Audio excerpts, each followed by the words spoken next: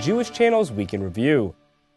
The tragic assassination attempt on Congresswoman Gabrielle Giffords leaves 6 dead, many wounded, and Giffords in critical condition. Minnie Driver, Paul Giamatti, and Dustin Hoffman star in an adaptation of a Mordechai Richler story, Romeo and Juliet as a Hasidic love story, and more of the Jewish news that's changing your world right now in this episode of the Week in Review. Hello, and welcome to the Jewish Channel's Week in Review. I'm Stephen I. Weiss.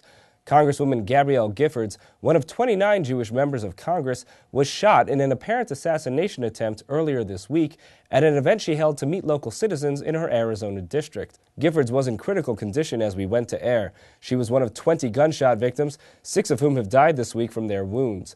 Anti-Semitism does not appear to have been a motive of accused gunman Jared Lee Loeffner, a man who is increasingly being described as mentally unstable. The deceased include a 9-year-old girl, a staffer for Giffords, and a federal judge.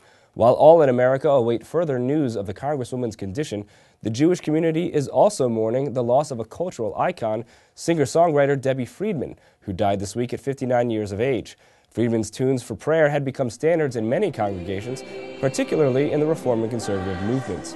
And where the community will have a hard time replacing the continuing impact that Friedman had in engaging people in Jewish culture, there is renewed focus on perhaps the most heavily funded Jewish education program in history.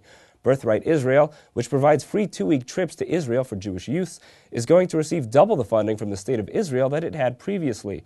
That amounts to a total of $100 million over the next 3 years. Those extra millions are expected to eventually increase the amount of annual Birthright Israel participants to more than 50,000 from its current level of 30,000.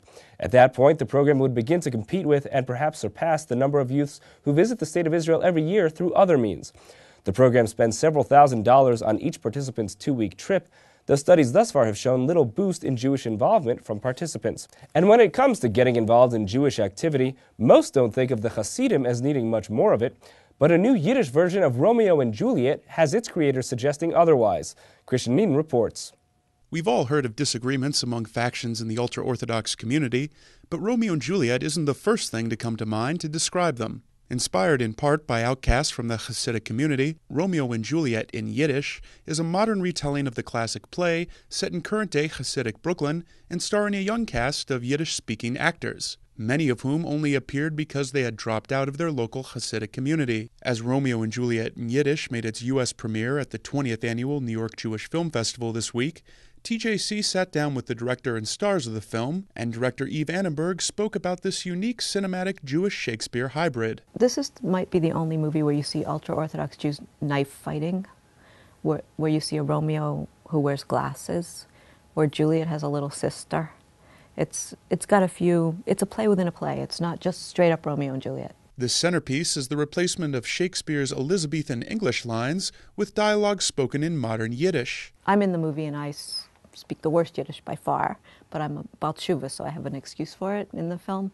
But I wanted the native sound. I didn't want actors who had learned it really at NYU or, YIVA or whatever. That wasn't the sound I was looking for. So I needed people who spoke and read Yiddish natively. And that meant convincing young Jews who had grown up in the ultra-Orthodox community before choosing a more liberal lifestyle to appear in the film. I dragged in 90% people who'd never acted before ever, who had never even been in a high school play, because there are no high school plays in the Satmar Yeshiva, I'm pretty sure. So never memorized lines, never seen this play, never heard of William Shakespeare, don't know how the story ends. And had also, romantic love is not really, ultra-Orthodox concept. That made casting a Juliet challenging for the film's Romeo, Laser Weiss, who hails from Muncie's Satmar community and served as a producer on the film. Juliet has to be beautiful. I mean, that's what Eva told me. And also Yiddish is a problem, because if you speak Yiddish, if you come from where you come, you speak Yiddish, it's could be a problem for you to be on film.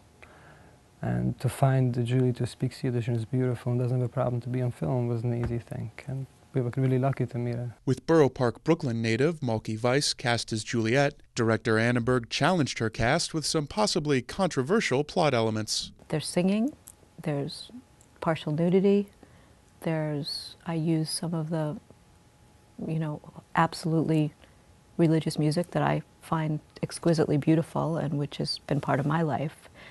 But it's there are a few controversial things here, but it's not meant to offend. You know, it's meant to bring the secular Jews and the ultra-Orthodox closer together. Formerly Hasidic cast members were quick to note, however, that the film isn't meant as an affront to their ultra-Orthodox upbringing. It's a look at individuals, so it's not targeting Hasidim. You're not saying that if something is perhaps negative or they see it as something that gives a negative look at Hasidim, it's about this person's story. Doesn't mean all Hasidim are like that. And also, the nude scene is supposed to be art, so don't judge too harshly. But what has the experience been like for the actors trying to stay connected to the Hasidic community? Hear what they have to say in the full broadcast version of the Week in Review. Thank you, Christian. This week also brings another example of a work of literature making it to the big screen, except this time it's the work of famous Jewish author Mordechai Richler, and the adaptation involves such names as Paul Giamatti and Minnie Driver. Rebecca Honig-Friedman has that story. He's bold. He's brash. You could use a mint. He's Barney Panofsky, the main character of the new film Barney's Version, based on the novel by Canadian Jewish author Mordechai Richler.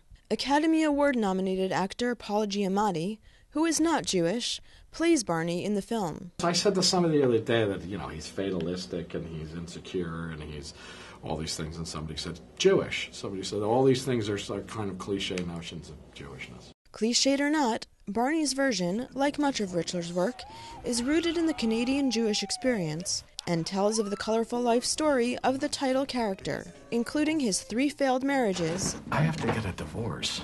And his role in the alleged murder of his best friend. I think that there is something about him feeling outside things, and he's always trying. He screws up the first 2 marriages by marrying for the wrong reason to kind of go straight and not be such an outsider. And I think there's something to that in the character that may be characteristically Jewish. I don't know. Minnie Driver plays Barney's second wife, known only as the second Mrs. P. Driver said the challenge of the role was to give more depth to what could have been perceived as a mere caricature of a Jewish princess. Being a caricature speaks of no truth, and I think there is great truth. And I know girls like her. I grew up with a lot of them. She comes from a very conservative Jewish family, and I think has been very cosseted and lived in quite a stuffy world of adults and formality. And I know that world as well. And I think she's sort of breaking out when we meet her and is so excited to be married and so excited to be the bride. And she's a little annoying. But she's, it's interesting, like, how can we find compassion and empathy for people that we find annoying? Because, mean, bad things happen to annoying people. And Barney Panofsky is mean and bad to the second Mrs. P. Driver, who is British, prepared for the role by perfecting her Canadian Jewish accent. Cut that out. A lot of my relatives have asthma. You at first think it's a bit sort of Long Island-y, that it's kind of, like that, but then you have this this Canadian cadence in there as well. And it's funny.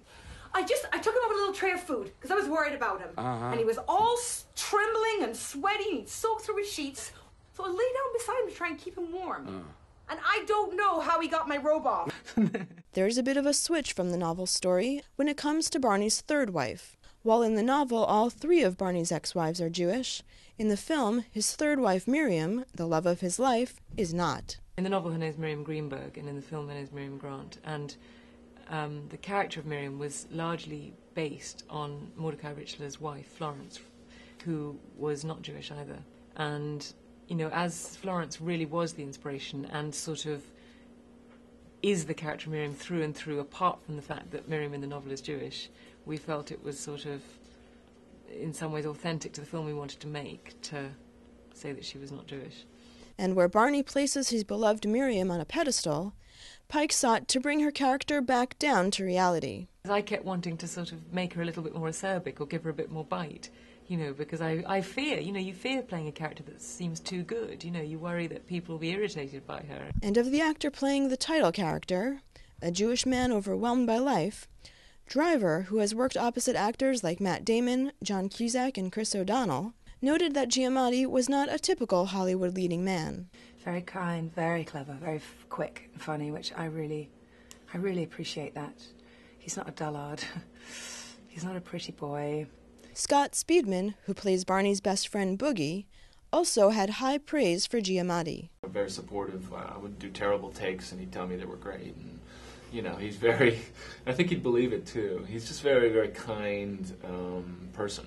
And that's kind of rare air in these parts. To hear more from the stars of Barney's version, tune into the full broadcast version of the Week in Review. Thank you, Rebecca. Two final cultural notes this week. The 2010 National Jewish Book Awards were announced on Tuesday. Jewish Book of the Year went to the forward's Gal Beckerman for his history of the effort to gain freedom for Soviet Jewry. Congratulations to Beckerman and all the other winners. And if you're looking to see Roger Daltrey's take on Judaism, head to the West Side Institutional Synagogue this Friday, where the lead singer of The Who will join other music figures in a conversation with the Manhattan congregation in what's being billed as a rock and roll Shabbaton. That's all for this week. From all of us here at the Jewish Channel, be well. The Jewish Channel is available on cable. IO Optimum Cable Channel 291, Time Warner Cable Channel 528, RCN Channel 268, Verizon Fios Channel 900, and Cox Cable Channel 1. For more information, visit tjctv.com.